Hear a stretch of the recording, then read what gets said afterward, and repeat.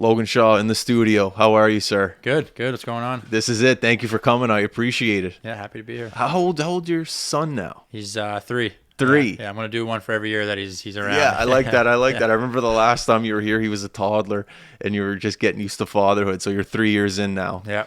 How's It's awesome. It's something that obviously would never want to change. It's watching him grow every day. Especially this year, going from 2 to 3, there was a lot of progress, and just watching him develop and become his own person, it was pretty cool. He had a good daycare and stuff in Toronto that. He's speaking. He doesn't stop talking now. Last year we were worried that he wasn't talking, and now it's the complete opposite. You can't. We have deadbolts on all the doors, so he can't get out on us, and he just wants to go outside and play and explore, and everything's good. Does he understand what his dad does for a living? He loves coming to the rink to see the Zambonis. He loves running around with other kids, in the dressing room. Every game after they come in, they run around. They're in the gym. Every game, doesn't matter win or lose. It's just there's a good family mentality there in Toronto, and I'm not sure if he knows, but he loves. He doesn't. I wouldn't say he loves hockey. I'm never gonna force him to do anything, but he loves coming to the rink now and just kind of hanging out and running around with other kids and being nosy. So it was a lot of fun this year for me in that side of it. Do you think that means a lot to other guys, not necessarily with the Marlies, but just with any other professional sports organization, that the organization accepts the wives, the kids, just around? Like, I know some teams get like a box for all the girlfriends and the wives and things like that. Does that stuff go a long way when it comes to, like, I don't know, renegotiating a contract with another team? Oh, I mean, that side of like your like my wife and my son, like that's what holds us together, right? And I mean, if it wasn't for them, I don't know if I'd be where I am. So everywhere you go, you want them to make sure that they feel as comfortable as can be, and make sure that they feel like they're a part of it, and make sure that they know that if it wasn't for them, that things might not work out. Not even just for like my family, but our team as a whole. Like, everyone has someone that's kind of supporting them and helping them out. And the Marlies, of course, they're first class, and they supported us from day one, like family wise. When I first signed, they sent Hayes in a care package with jersey and mini stick and a little mascot and things like that. And then, like you said, like they have a little box for the wives to go up and just to like for her, like for Kelsey, it's different just because it's hard to sit in the stands with a 3-year-old and sit there and watch a game for 2.5 hours. So our team is very family oriented inside of, like, we play most of our games are at 4:00. So they get to come to all the games. It's more of a family based atmosphere. But they have the box, they have food, they have kids can go up there and run around and not have to sit in their seats the whole game. So and that side of it, they had a great year in that too. It was just a lot of fun. For after the game, they have a place called Marlies Alley out back, and they just come down. The kids just play basketball, play hockey. They just run around. It's awesome. It was a really cool experience this year. 4:00 game start. I'm not sure why. I'm not sure if it's like the Leafs play a lot too at 7, so I'm not sure if it's because the brass kind of want to see both. But I love it. I let you just wake up, have breakfast, go to the rink, play hockey, and then your dinner time. I can go home. I can get ready for bed with the little guy and. Go out for dinner if you want, but the 4:00 games, I think it's just that way you get more families in the rink. It's a cheaper option than going to watch the Leafs. And you get a mom, a dad, and a couple kids in there for the price of a ticket for one, for one to the Leafs game. So it's a nice way to do it, I think. And for me, I would prefer that over a 7:00 game, just because you don't have to think about it all day. You just get up, you go play, and then your day's over. Yeah, that'd be nice. Some guys love like the noon game. Some guys like the 7:00 game. 4:00's right in that sweet spot. If you like it, you go with it. Yeah, I would go anywhere between 1 p.m. and 4 p.m. would be my ideal, but it doesn't matter what time it is. But just 7:00, they can be long days sometimes. But I'm not complaining about it. But it's ideally it'd be between 1 and 4. Fair enough. Yeah. Growing up in Nova Scotia, you and I both, you always hear about these 3 words, the GTA, and playing hockey there, and how you just hear, you hear words like Mecca. You hear words like, there's 1 million kids compared to there's 1,000 kids here, and all those conversations you have. But actually being in the middle of it, obviously you're playing professional sports, but being in the middle of the GTA, did you find I guess I could use words like media a little bit more hype? Did you find things like pressure a little bit more hype? Did you find just the overall sense of being in the GTA a little bit, whoa, everyone calm down here? Yeah, I wouldn't say as much with our team. I mean, obviously, up top with the Leafs, like it's even at like we share a practice rink, and if they're practicing after, it's just like the media's all rolling. It's just there's a lot, you can only imagine the pressure that those guys have. But the biggest thing for us was we had great crowds. We have a nice rink for an American League. We have a great setup. The biggest thing I would say noticing going to like that area, the Greater Toronto area, is just traffic. Like you go back to Cape Breton, if you want to go somewhere and you have to be there in 15 minutes, you can leave 16 minutes before just to make sure you're there on time. But you have to give yourself like an hour buffer if you're trying to get somewhere 20 minutes away just in case. But it was an awesome experience for us. Just I wouldn't say we even do a lot of things like my family. We don't do a lot of like big city things when we were there. There's just the option that if you want to do something, you can. Which is fine. Like for our routine, it's I wake up, go to the rink, he goes to school, pick him up from school, and then at home we just play in the nighttime. It's dark early in the winter anyway, but on the weekends if we wanted to do something we could. And Yeah. I'm not saying we did a ton of things, but just to have that option that you can literally do anything you wanted to do in Toronto was pretty cool. It's funny, the intro to this podcast, it was like the Glace Bay theme song, and I only played the first 40 seconds of it, and I think there was 3 times it was referenced that there's no traffic in Glace Bay. Yeah, well, there's not. There's maybe two street lights, and that's it. Yeah. No, well, that's that's great. It's almost, it sounds like you're just describing like a regular job, like the way drop the kid off at school, I go to work, I come home, and if there's things we want to do, we just do them. Yeah, it's cool. Yeah, it was just, we enjoyed it, and I'm happy I signed a couple of years there just because we're looking forward to going back. That's wicked. You replaced the guy, Clune, that was a captain for I think 7 years before you. I was wondering if you guys had a conversation before handing the C over.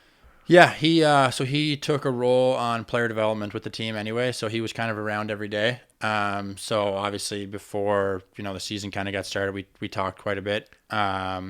And he did a great job. He had a tough couple of years with some personnel that were in on that team, but he let everyone that was there when I got there. He left them. That what he did was. I know there's not many words to describe what he did. He taught them how to be pros. He taught them the right way to do things every day, and it made my job a lot easier going in there and trying to continue that and trying to teach these guys.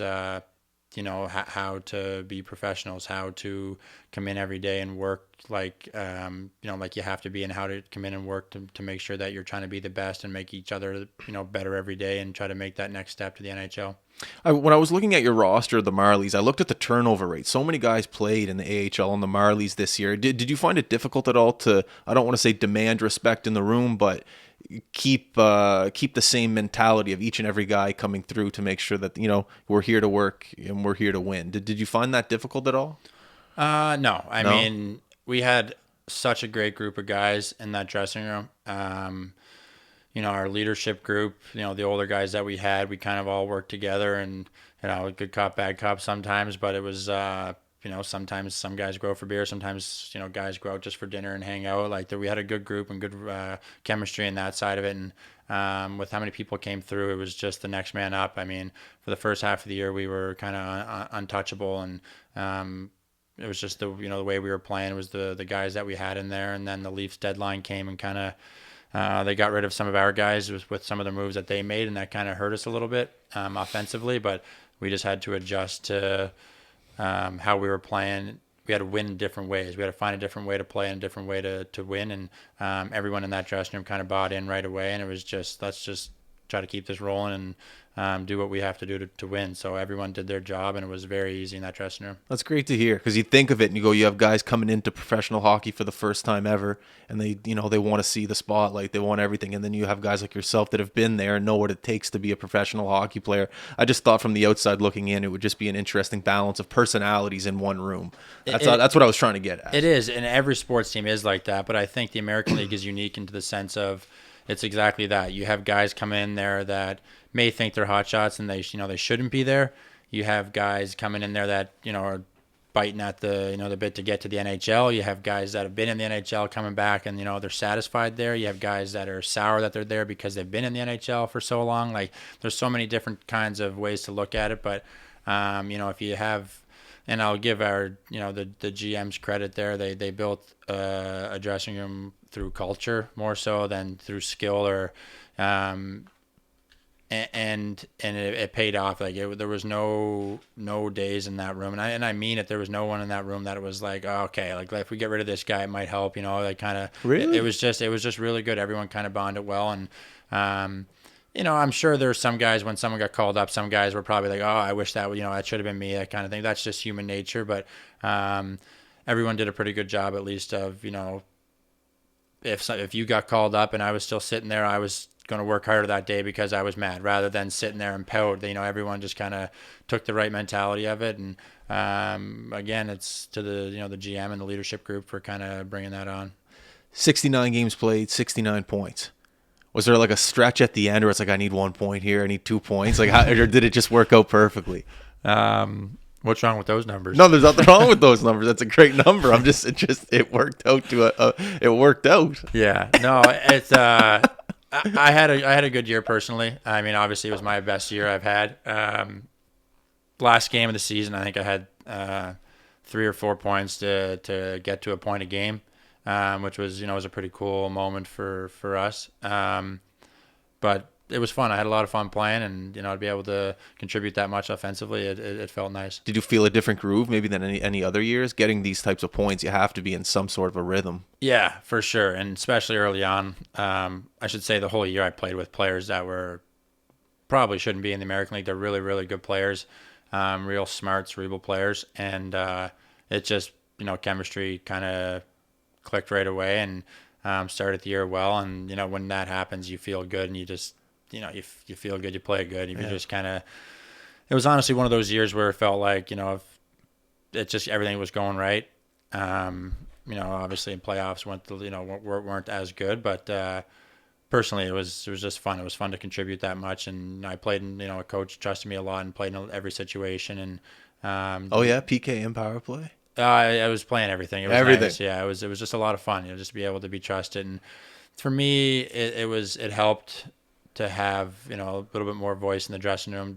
Playing in all the situations, and that way my teammates could rely on me and trust me, and when I talk to them and try to teach them that it just meant a little bit more. For sure. And going into the organization with the C on your chest, going into that room, there's confidence for sure. Yeah. And that was another cool thing when obviously I was very honored to be named captain there, but just to talk about how the Marlies run their and the Leafs as well, but the Marlies run their organization. They flew my parents in to try to surprise me for being named captain, and then they had my mom, my dad, my wife, and my son. They brought them into the rink one day when we just had a team meeting. They brought them in and named me. It was really cool. They gave us a little box with a jersey and stuff, and it was pretty cool. Did they surprise you with it, or like did you know that they were coming? No, I didn't. I knew that my parents were in Toronto because they came to my house, but I didn't know they were coming to the rink. I didn't know what they were there for. I didn't know that they were doing that, but so it was pretty cool. The little things, eh? Just the little things. That's right. Incredible. Yeah. I want to talk about the pitch with the Jays. That was pretty special. Yeah, I was pretty nervous. Was that a surprise, or is that? I knew it was coming. The throw looked great. I had like a month to practice. We had it taped out. We had behind their dressing room is kind of like a big area where the Argonauts gym used to be, and we had it taped out. We had the 60 feet 6 inches from the mound to the plate. We were practicing there with the baseball gloves for like a couple weeks. How far 60 feet 6 inches is when you're standing there throwing a ball? It doesn't sound far, but I'm telling you, when I stood there, I was like, oh man, I was a little nervous. But obviously I was pumped. I was super excited to do it. It was a cool thing for our team. We had a box out there for the whole team up top. And, that's funny, I was going to do it, and I was taking the train down. We lived like 2 minutes from a train station. So I would just take the train downtown anytime we were going rather than drive and just getting stuck in traffic. So I was on a phone call, I had my headphones in, I was waiting at the train station. I was like, okay, I think my train was kind of supposed to be here. It was just, I was like, okay, maybe it's a little bit late. I was like, all right, I had to be there at 6 o'clock for a 7 o'clock pitch. I was like, all right, so I'm looking at my watch and then take my headphones out. I was talking to a friend. I was like, I got to go. I got to figure this out. My train got canceled and I wasn't paying attention. So I was like, okay, so now I'm hopping in an Uber. I get there at 20 after 6. And I thought I was like, oh, these guys are going to be, pretty ticked off at me. But I get there and it was no big. I got there and I stood there for 40 minutes. I stood inside right beside the field, like the little media dugout, for 40 minutes. Just everyone standing. I was like, I felt like that was honestly like the most nerve wracking part, was just because I'm just standing there waiting to do this thing that I was nervous for. It wasn't like I was like getting a tour of anything, like kind of like buying time. It was. But when I got out there, the girl just said, when the drum roll comes, she said, throw the ball. Don't throw it. Don't wait for the drum roll to end, because it's not going to end. Just throw the ball as soon as you hear it. And it was awesome. It was honestly a really, really cool experience. It's, something that I'll never get to do again. But it's 30,000 people there throwing a pitch. It was, but getting a jersey with, my name on it, getting the ball signed by Swanson, it was pretty cool. I would have had a beer before. I would have been too nervous. Had something, yeah. I would have been nervous. Yeah. 30,000 people. Yeah, but this would have been just before playoffs, so it would have been like mid-April. Yeah. But it was like 25 degrees out. The top was open, the dome was open. It was an awesome night. It was a really cool experience, and obviously I had my parents there, and my wife and kid were there again. And it was really cool to do. 100%. You got to get that photo framed if you've thrown it somewhere. Yeah, like that. That's sick. something you got to look back on in life. Yeah, that's great. Yeah, cool city for sports. I just got back from Boston. That's a great city, but I was in Toronto too, like a couple months ago. Just a great. They have everything. Great city, everything. They have everything, and the MLSC, the Maple Leaf Sports Entertainment, own pretty much all of them. I don't think they own the Jays, but they own the Raptors, they own the Argonauts, they own Toronto FC, they own the Marlies, they own the Leafs, they own all the teams. So it's pretty cool, and they treat everyone well. So I mean, why would you not want to be there? It's a big city, if you don't like cities, sure, but I mean, I lived 12 minutes away from my game rink. I lived 5 minutes from my practice rink, and I didn't hit the highway. I just take back roads, no traffic. It was awesome. You live for There's back no back roads, roads eh? in Toronto, I guess, but the side roads, I guess, yeah. No, that's great. Yeah. I feel like you've got to experience a lot of different markets when it comes to professional hockey. And that's kind of a blessing when you look down the road and when you're not playing anymore. It's like, yeah, I got to experience all of these markets. Yeah. It's a great thing. I think the way I look at it is I played for a lot of teams, both NHL, AHL, East Coast. You can look at it that, a lot of teams didn't want me, kind of passing up, but there's also a way that a lot of teams kind of wanted you. And the way I see it is just I got to meet a lot of cool people and, like you said, live in a lot of cool cities and different cities, and cities I liked, cities I didn't like. But the biggest thing for us is we always like coming home in the summer, and we always, this year was, every year goes by quicker. This is my 10th year pro, and every year I honestly feel like it just gets quicker and quicker and quicker. And when you're younger, you want to get home and go downtown with your friends and everything. But now is I wanted to win. I wanted to win the Calder Cup this year, and it didn't. But once it was over, it was like, okay, let's go home. Like, we're looking forward to go home and just kind of spend a couple months away from it, and just spend time with our friends, spend times back at our house, spend time in the Maritimes. It's just a little bit different and relaxing. What are some things you're doing to slow time down when you're playing? It's tough to like I said, my daily routine is go to the we go to the rink in the morning, come home. I usually have like an hour or two before I pick him up from school, and then when I pick him up, it's it's just with him, playing with him until he goes to bed, and then it's go to bed myself and start the next. So I think honestly having him in my life, it made the years go, like the days go by quicker, just because you're not going home sitting on the couch playing Xbox for 4 hours and you look up and then it's time to make supper. It's like you come home and you're like, all right, you take have a coffee and you sit there, and then it's all right. It's time to do it again. Let's go do it tomorrow. And it's awesome. Like, there's no time to just sit there and think about something that happened that day at the rink. Because when you get home, it's time to be home and be present in that side of it. What are things that you like to do in the summer when you're home? Because I know it goes by so quick. I know you'll be back in Toronto in probably August, September, but things you like to accomplish while you're home. Yeah, like anything, like fix that shed in the backyard. Yeah. Like, is there actually things that you look forward to that you can't do when you're at work? Yeah, we've been outside every day since we've been home. I mean, trying to figure out my grass. Like, it's it's such a dad thing to say, but like, we're just trying to it's had some dead grass that we've been aerating at Lime, and just trying to do all that thing, just trying to pick at things. I built some things in my basement, like in the utility room, like some shelving and stuff that my wife won't let me do anywhere else in the house. So like, I just, trying to learn how to do things around the house. And we put a pool in, so we're going to spend a lot of time out there this year. Just everything's with him. Like, he loves exploring nature and love being outside. It's all he wants to do. So, it's you have to almost beg them to watch a show sometimes just to sit in front of the TV just to have 10 minutes of quiet time, and which is great. I'd way rather him be stuck outside and playing in the dirt, playing in the rocks, and that's what he likes to do. So that's what we'll be doing all summer. Yeah, it's the best time of year to be here. You want to be in Nova Scotia June, July, August. You want to be here. You're not missing too much during the winters, but it's a good time. Right. Yeah, it's all right. It's always but nice to be home. It's always nice to be home. Yeah. I wanted to know about the fan base with the Marlies. Like, I really like how the Mooseheads approach it, and they really promote families, young kids, moms, dads coming to the show. And I think at the beginning of the podcast, you mentioned that. Well, what is the fan base like with the Marlies? Like, who are the people? Yeah, it is more of a family atmosphere, but it's great. Having the kids around. It's I think we had four school day games as well, which is an 11 a.m. game on like a Wednesday, and it's just kids. It's just like we have 8,000 people in our rink. It would be 6,000 kids just screaming. It's just like a field trip from school. It's kind of a program they have, which is essentially sums up how they operate. It's just everything's based on family, and I shouldn't say they don't care how well they do, but MLSE, like I said, owns everybody. So like how much money the Marlies make, it's not. I don't think it's an overly big deal. Where like they want to like kind of cater to like everyone can come watch. You know what I mean? Like if you like hockey, come watch the Marlies. It's not going to cost you $500 to take your family.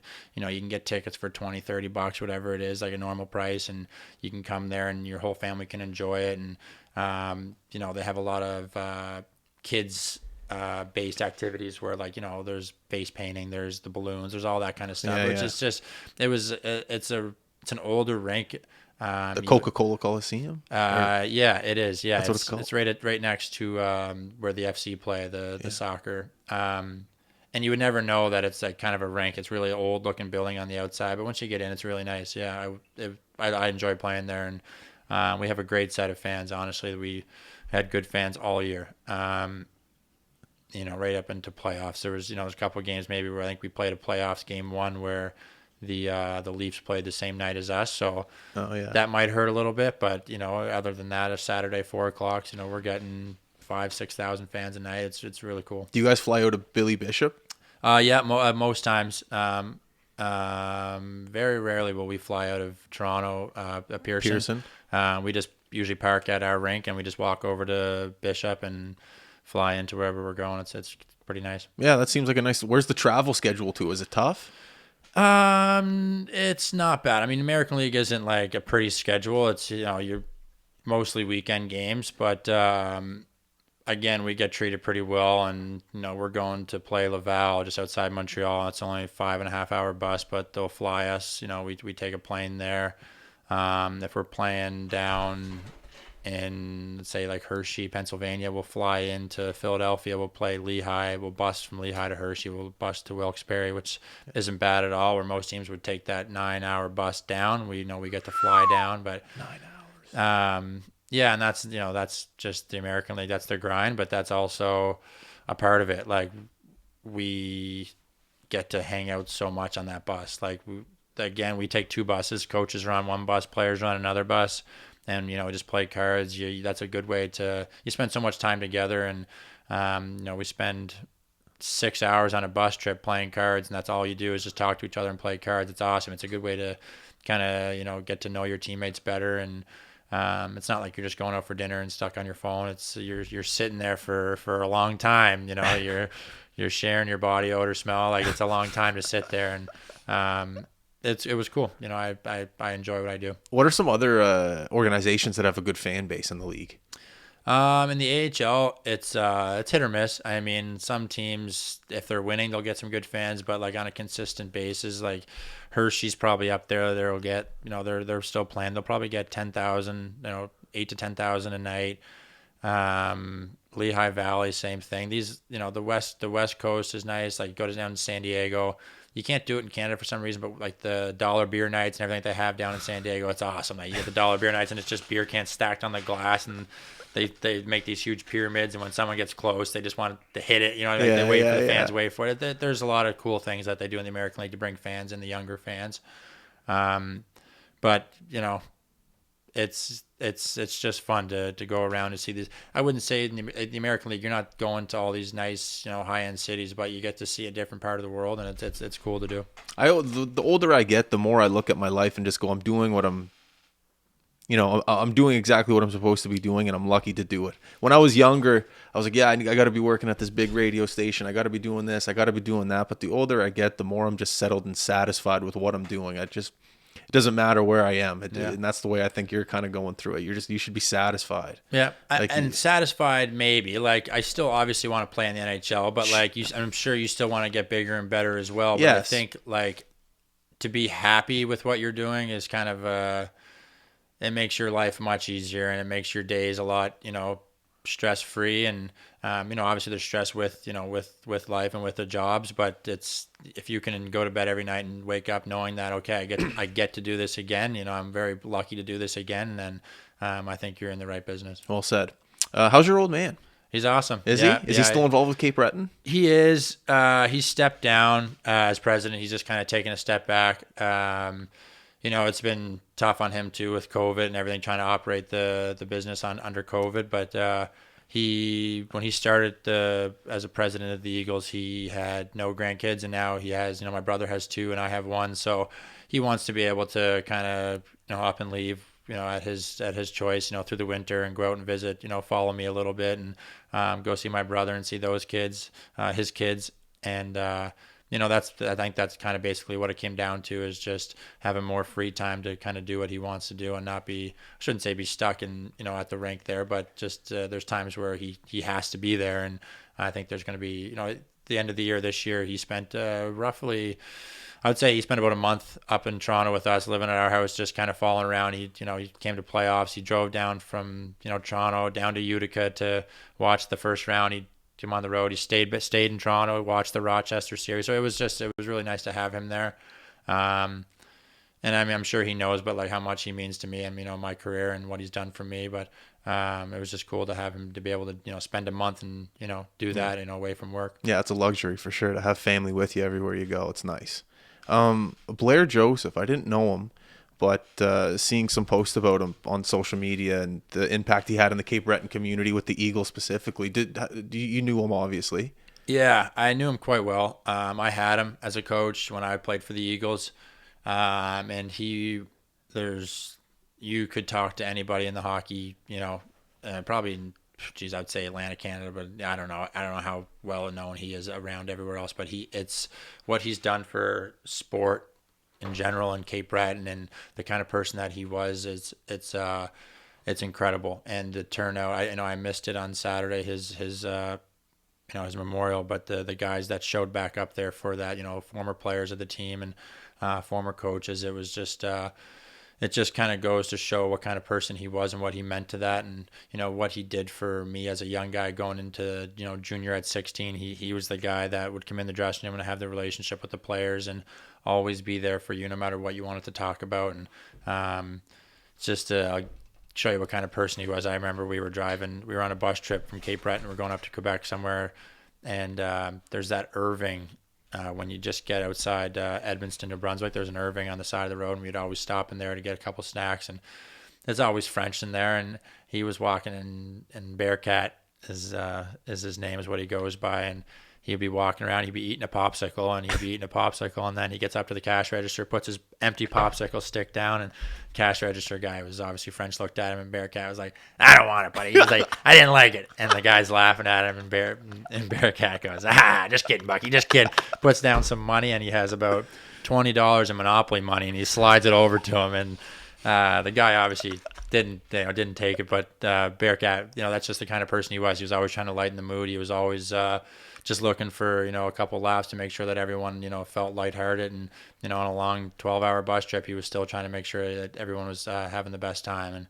And I'll never forget what Bearcat's done for me and what he's meant to me and what he's meant to our community back home, and what he means to the Cape Breton at that point, the Cape Breton Screaming Eagles. And he was just a special person. Where did the nickname Bearcat come from? Do you know? That's a good question. No, I don't know the exact answer for that one. He probably, I don't know. That'd be a better question for somebody else. Yeah.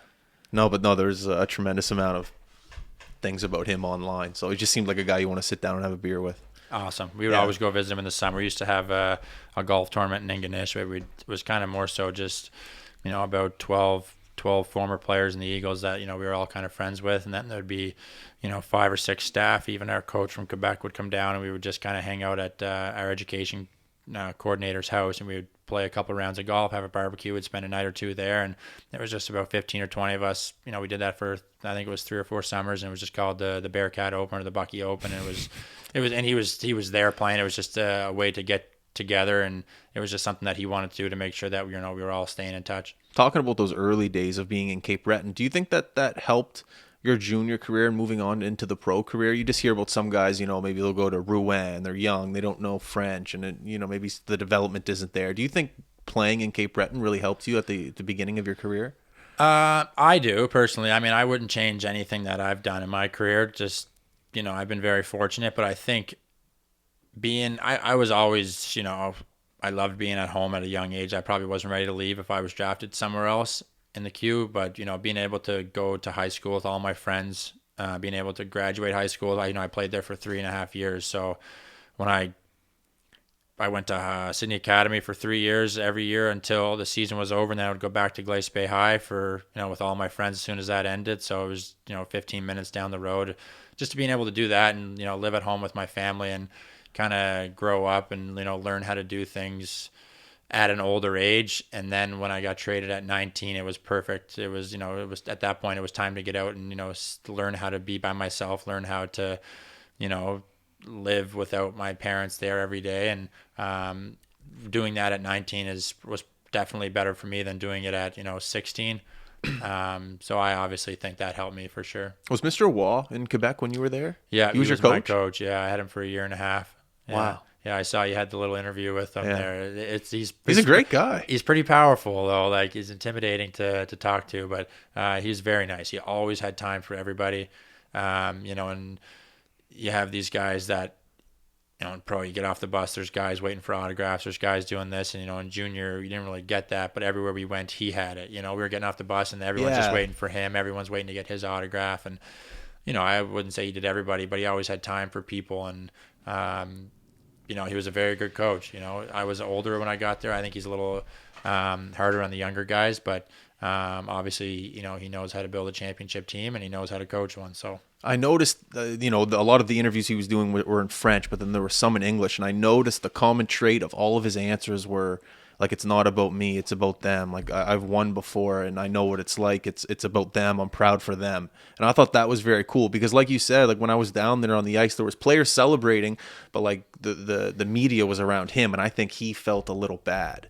He wanted everyone to look at the players. Yeah, I've noticed that too in his interviews. Almost everyone he's said, like, look at these guys, like, look what they've done, look at the adversity they faced, look at, none of it was even we, it was all they. And that just kind of speaks to, what he is as a person, what he is as a coach. But when I was there and we had him, I mean, he was great. He was great with us. We built a great team. Unfortunately we fell short. It was actually the year that would have been McKinnon and Drouin and Fucali were 16-year-olds in the league, and we were up 3-0 on them in the series, and then we ended up losing in Game 7.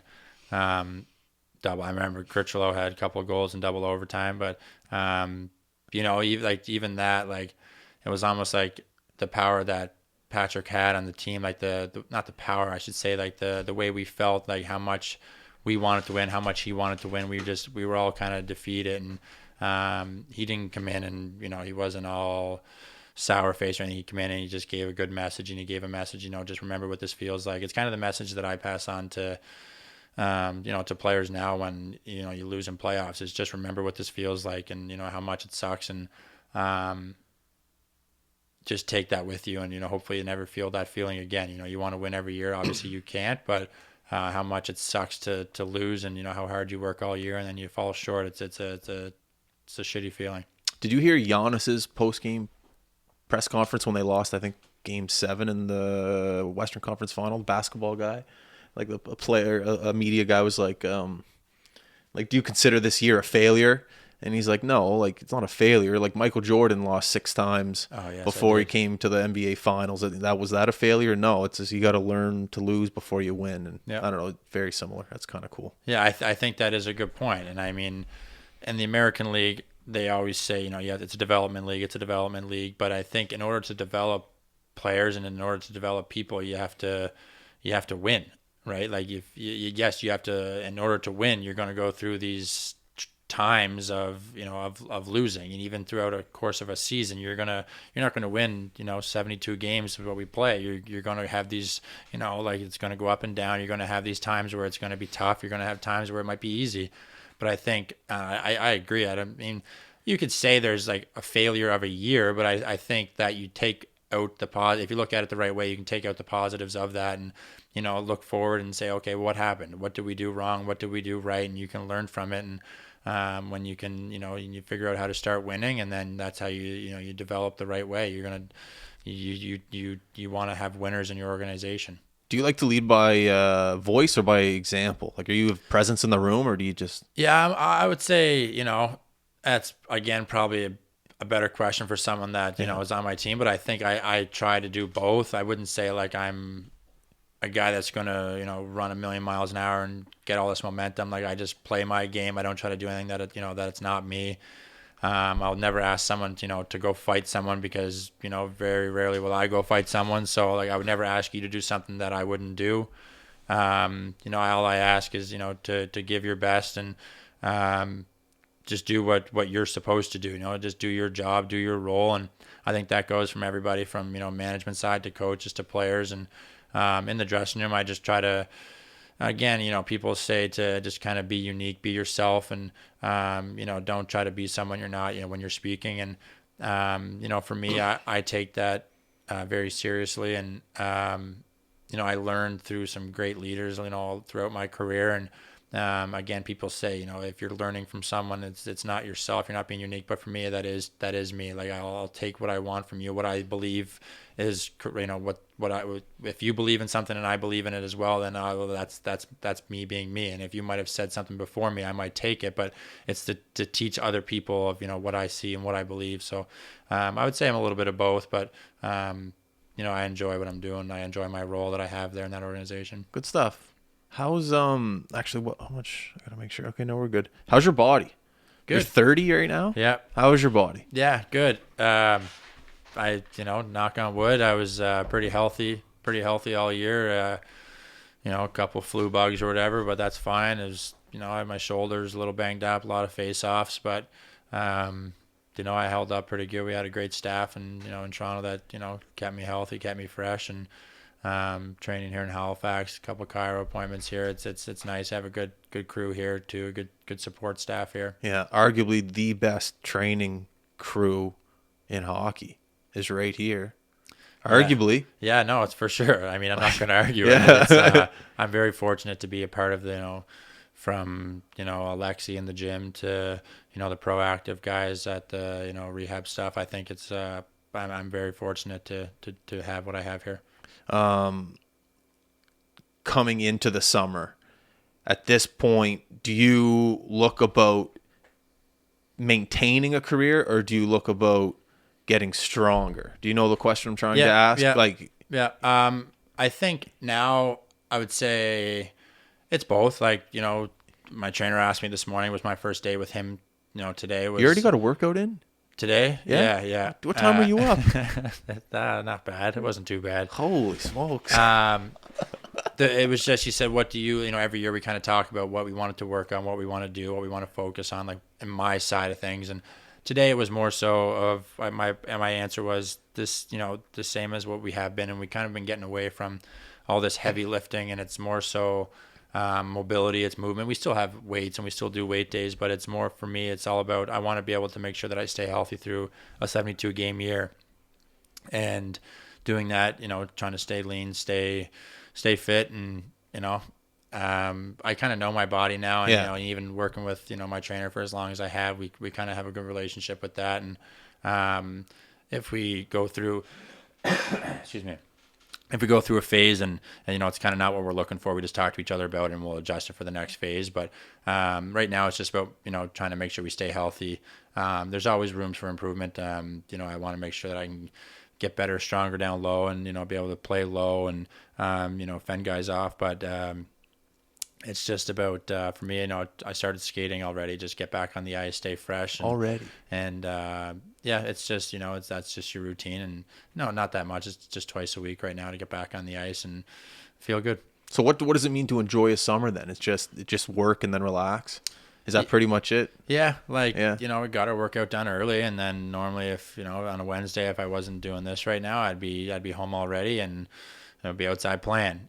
Fixing the lawn. Yeah, exactly. And the rain doesn't matter. We just put the rain suits on with him. He just wants to go play in the puddle. So it's rain or shine. It's our days are in the summer days.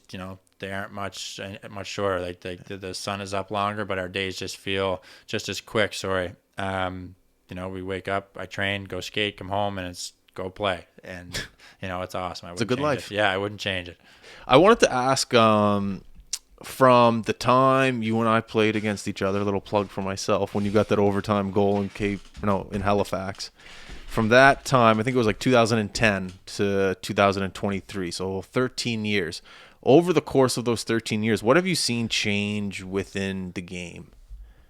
In terms of speed, in terms of skill, in terms of what's the one attribute you go, wow, the game of hockey has changed? Because watching on TV, it's a whole different thing, but on the ice. It's a good question. I think obviously I think everyone would say it's the speed. I mean, the size of guys. There are some smaller guys in hockey now, but if you look at a team like Vegas, they're not small. They're just as big as they were in 2010, but they're just faster. They play faster. They play, they move the puck quick. They're still big, strong guys, and I think that's the biggest thing. I think the game's definitely gotten a little younger. There's not as many older players, and especially in the American League, you're only allowed to have five veterans on a team, so it's kind of like you're limited in that sense. So it is a young league, but in the game in general, I just have to say it's the speed. I mean, you look at quicker. Yeah, it's got quick and skill. It's probably got more skill over the last 13 years. Like there's more skilled players in the league doing these skilled plays that you or I couldn't do. So it's fun to watch. I think the game is growing. I think it's going in the right direction. I don't know if I should. I think there is a place in the game for the rough stuff. I think taking it out. What they're talking about in the Quebec League. I don't think that's the answer. And I understand that different people have different opinions, but for me, it's hockey. That's our game. That's part of our game, and it's kind of just patrolling the the game within the game, and it's fun to be a part of. And if you take something like that out, it might change the game. So it definitely will change the game. I think they'll do it, and they'll have a year without an instigator rule, and then I think they'll make they'll realize they made a mistake and they'll go back to it. I think that's what it's going to come down to. And there'll be more injuries. I just think that guys will play outside of their game if you take it out. Like guys might try to do things that they probably shouldn't do or wouldn't do if there was fighting in the game. It's like maybe it's like playing with a cage. Like you would do more. You'd block a shot with your face if you had a cage on, but if you take your cage off and put a visor on, you're not going to do it. So you might act a little tougher if there's no fighting, and if there is fighting, you probably wouldn't do or say something that you would do out there. So it just changes the game a little bit in that side of it too. I heard the A is 10 times rougher than the NHL, just in terms of guys trying to make a name for themselves to try to get up. Yeah, there's little weasels. There's a little bit of there is, but that's part of it, and that's why I do respect it, because guys are doing it because that's what they think is going to get them to the next level. And guys will do whatever it takes to get to the next level. And that's something that you got to respect. And I mean, sometimes it sucks and you play against those kind of guys, but he's out there trying to do what he thinks he has to do to go play for his NHL team. And, if that's fighting, if it's, just being a little pest, being a little rat out there, then that's what they're going to do. And if that's what's going to get them paid, then why wouldn't you do it, right? Like you get to play hockey for a living and do something that you like to do. Oh, yeah, fair enough. We're living in a YouTube era where kids are seeing things online and then trying to mimic it and then get to the NHL with it. And I guess if you can't pull those skills off, you got to do it another way. Yeah. I don't know. Yeah. It's an interesting conversation for sure. Yeah. plans from now until going? I guess we have already touched on that from what you're doing this summer. You're fixing the lawn, you're training. Yeah. But when do the intense skates start with the big dogs around here? Yeah. I mean, You just wait for the call? yeah, exactly. Yeah. You know, if I get back out there, I'll be fortunate, but Yeah. it's usually July sometime. Yeah. It doesn't matter who's out there. It's still fun to be out there. It's always competitive. You know, we have like skated yesterday. We had about 15 guys out there yesterday. It was a good skate, really good skate, competitive, did some skill stuff. But other than that, you know, I'll try to get to the golf course every now and then when I can. And Nice. Where are you playing at?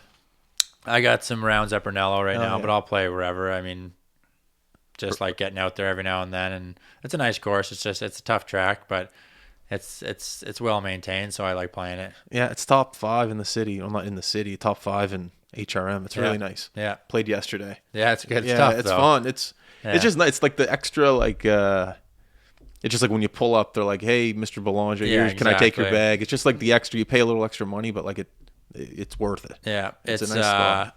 yeah. I only played once so far this year, and I lost a lot of balls. But you know, it's something you can work on. That's why I like golf. Is you go out there and it's kind of away from everything else. You're just kind of with you. And any individual sport is tough mentally, but I think it's just you know you can do better, and you just try to keep getting better every time. Do you get any golfing up there in Toronto? I played earlier in the year in the fall when Yeah. we first got there, but towards the end of the year, it was more so just focused on playoffs and wasn't trying to golf. Yeah, fair enough.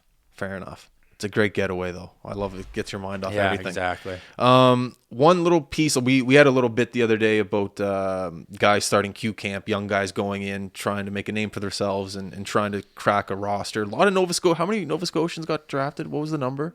If you don't know, don't. If you don't know, okay. A lot of Nova Scotians got drafted to the Q, and they're going to be going to camp for the first time. And I wanted to get a piece of advice from you to those kids going into camp for the first time on how to make a name for themselves. Yeah, again, it doesn't change. Like it doesn't change from junior. It doesn't change when you get to pro. It's just be who you are. Don't try to be someone you're not. Don't try to be a player that you're not. Don't try to go there and be this tough guy if you're not a tough guy.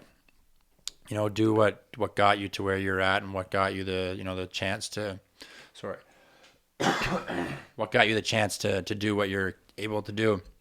And I think if you look at those kids going, they're going to be nervous, they're going to be excited, but that's all a part of it. And moving away at 15 or 16, some of these kids are they're still lucky. They might only play 1 year junior, they might play 5 years junior. I think just take the time that you just make sure that that you're very lucky to be in the position that you are, and just do what do what got you there. Don't if you're a hardworking player and that's how you want to be a third line player, then go do that. But then try to be the best third line player that you can be. Go try to be the best skill guy that you can be. Just always try to be the best. But I think go in there with the right mindset and just work every day. That's kind of the way I was brought up is just work as hard as you can every day and try to get better, and good things will happen.